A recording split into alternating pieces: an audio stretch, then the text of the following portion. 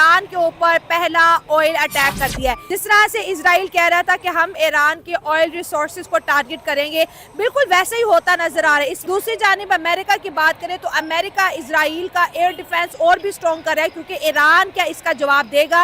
Iran इस वक्त जलता हुआ हमें नजर आ रहा है और इसराइल फुली एग्रेशन के साथ आगे बढ़ता हुआ। ये तो फेक न्यूज है। ये जो वीडियो आप दिखा रही हैं शायला, ये वीडियो रिफाइनरी का है, वहां पर आग लगी है, लेकिन ये इजरायली अटैक से आग नहीं लगी है और ना ही इस ऑयल रिफाइनरी पर इजराइल ने अटैक किया है। ये फेक न्यूज दे रही हैं आप। लाखों सब्सक्राइबर हैं आपके, लाखों लोग आपको देखते हैं, पाकिस्तान में देखते हैं, भारत में देखते हैं, दुनिया भर के कोने से देखते हैं।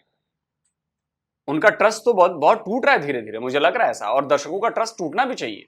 आपने जो वीडियो चलाया, मैं बताता हूं वो कैसे फेक है। देखिए, टाइम्स ऑफ इंडिया की खबर है, Iran oil refinery Burns, sabotage और एक्सीडेंट।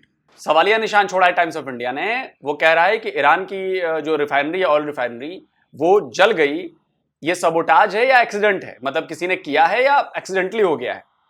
उसमें आगे लिखा गया है कि huge fire casualties in Iranian oil refinery fire in Khuzestan, official rule out sabotage. जो ईरान के ऑफिशियल्स हैं उन्होंने कहा कि नहीं ये सबोटाज की कोई बात नहीं है। हाँ, इंक्वायरी हमने बिठा दी, लेकिन सबोटाज की कोई दिक्कत वो बात है नहीं। साफ साफ लिखा है कि एक आदमी इसमें मरा है, और अकॉर्डिंग टू अल अरबिया, अरब का न्यूज वेबसाइट है, मीडिया हाउस है, अ local authority attributed the cause of the incident to a tanker collision with gasoline tanks. Al Arabiya जो मीडिया हाउस है, उसके हवाले से टाइम्स ऑफ इंडिया लिखता है कि एक लोकल अथॉरिटी ने कहा है कि इस आग की वजह यह है कि एक टैंकर जो था उसकी टक्कर उस गैसोलीन टैंक से हो गई जिसमें तेल रखा गया था, और उसकी वजह से आग लग गई। और उन्होंने कहा है कि इंसिडेंट इज अंडर इन्वेस्टिगेशन, कि भाई कैसे टक्कर हो गई, कैसे हादसा हो गया।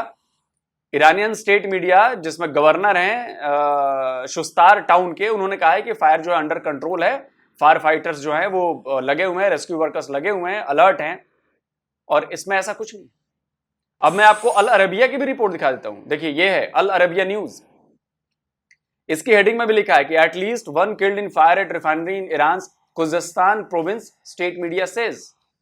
इसमें भी वही बात लिखी है कि a local authority attributed the cause of the incident to a tanker collision with gasoline tanks. इसी का हवाला दिया था टाइम्स ऑफ इंडिया ने।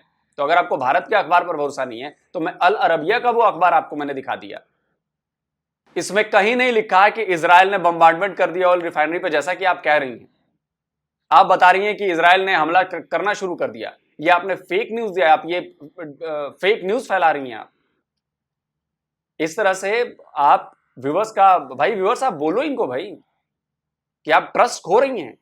ये फेक न्यूज कैसे दे सकती हैं आप? और ये पहली बार नहीं हुआ है, शायद इसके पहले भी 1-2 बार हो गया है, और मैंने अपने वीडियोस के जरिए काउंटर करके शायला तक ये बात पहुंचाने की भी कोशिश की है कि भाई ये फेक न्यूज है।